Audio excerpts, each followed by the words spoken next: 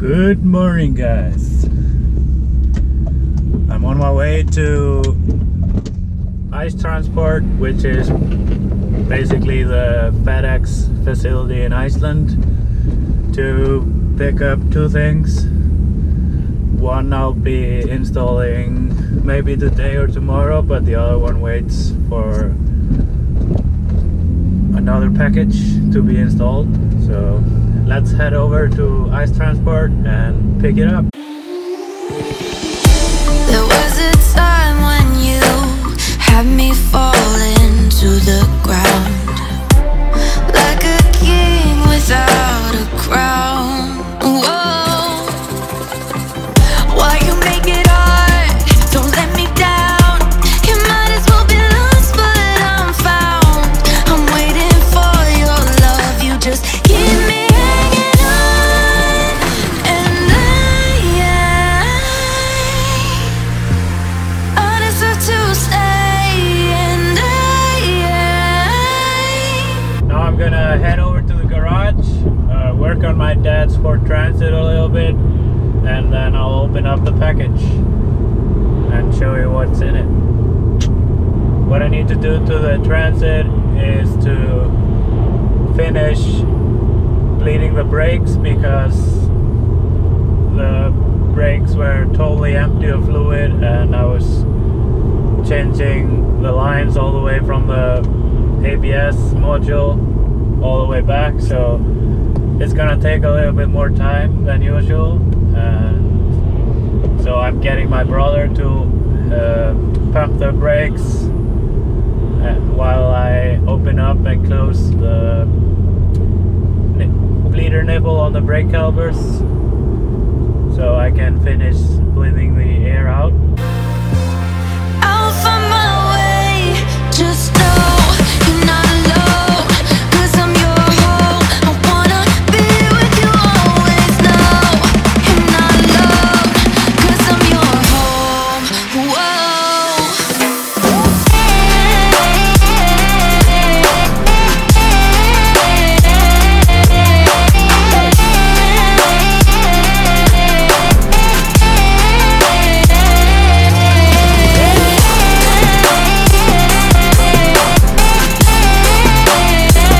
So the procedure of bleeding the brakes is, first you wanna put fluid in the box, fill it up with fluid, and then you're gonna start bleeding the brakes from the caliper that is closest to the module that connects all the pipes. So for example, in this car the ABS module is on the left side, so the shortest route to the wheel is to the left wheel here in the front.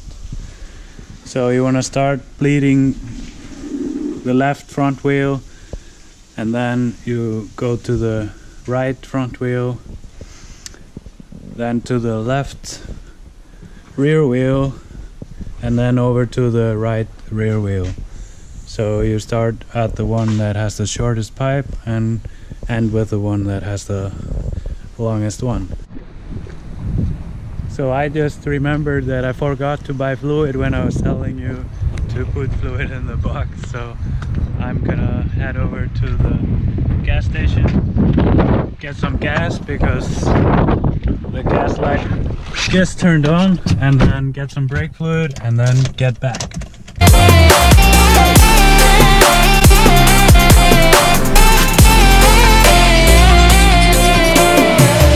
In the dark we fight. You take the wrong, My brother is cleaning my parents' car.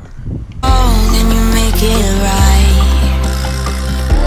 Like a firefly, you're glowing at night. So don't make it hard. A lot of times the nipple can be really stuck, so if you use a wrench key like this, it might jump on and ruin the edges of the nipple. So you want to use a wrench with a socket just to loosen it up. And then just close it right back. And then you can use, these are the best wrenches with edges, and then you can use that to loosen and tighten when you're airing it out. So here I have a bottle with used brake fluid in the bottom, and I'm gonna connect the hose at the end of the nipple and find something to put under the bottle so it stays like this, and the hose inside the fluid, because then when you pump and the air comes out, it goes in there and doesn't suck air back in because it's inside the fluid there. Don't let me go. I wanna hold you tight when you're cold. I'm waiting for your love. You just keep me hanging on. So when my brother is finished with cleaning the car, I'm gonna get him to, so while the nipple is closed, he's gonna pump the brake pedal a few times, and then he's gonna hold it down, and while he's holding it down, I'm gonna loosen the nipple outside down there, and then fluid is gonna come out and hopefully air too, and he's gonna hold it till I tighten it again, and when I have tightened it again, he's gonna pump again a few times and then hold it down, and then I'm gonna loosen while he's holding it down again until you only get clear fluid with no air coming out. So you repeat that on each wheel until it's all flat, and then you're good to go. I deserve to stay, and I will find my way. Of course, you have to remember to be putting fluid on the brake fluid box, because if it gets too low, you're gonna just have more air coming in. So you want to keep it topped out while you're doing this, at least a little high, and then you're good. Okay, pumpa. Helter du? Ja. Okay, after.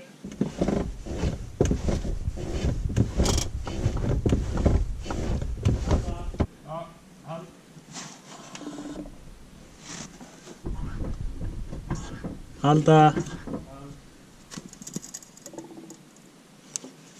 And remember to put the socket on, because otherwise the nipple will fill up with dirt. Now it's time to lift up the rear and do the same thing.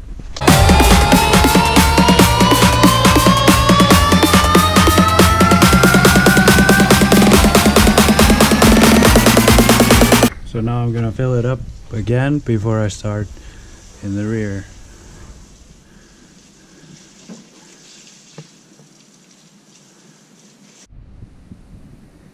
So in the rear we don't have disc brakes, we have drum brakes. So the nipple is here, not on a normal brake caliper. So this is a small brake caliper inside there. I will find my way.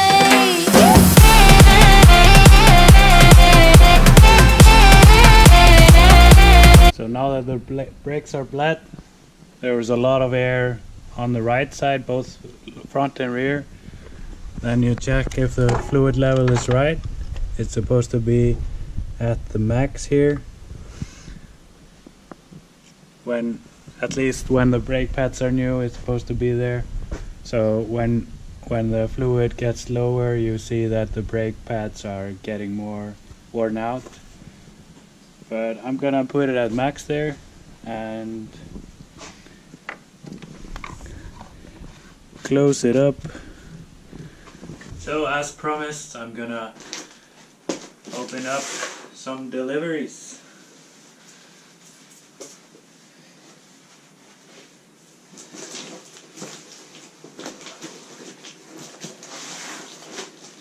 Maybe I'll get something to cut it first.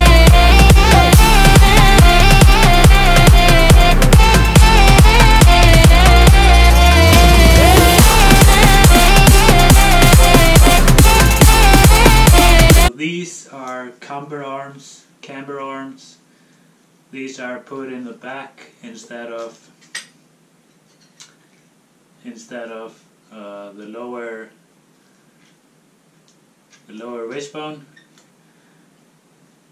Put it in, and then you can screw this while it's in and fix the camber. If you're lowering or raising the car, the camber gets off, and then you put this in to fix the camber so you can have the wheels straight.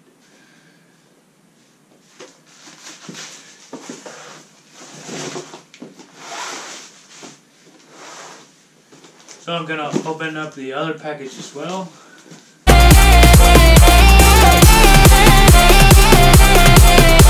Here we have camber plates. These are for the fronts, and they pretty much do the same. When you lower the car, the wheel goes like that and gets negative camber, and then you can fix it by moving these around. So that's it for today. Thanks for watching. Remember to like, subscribe and comment. It really makes a difference. And thank you all of you who are watching the videos each time I post.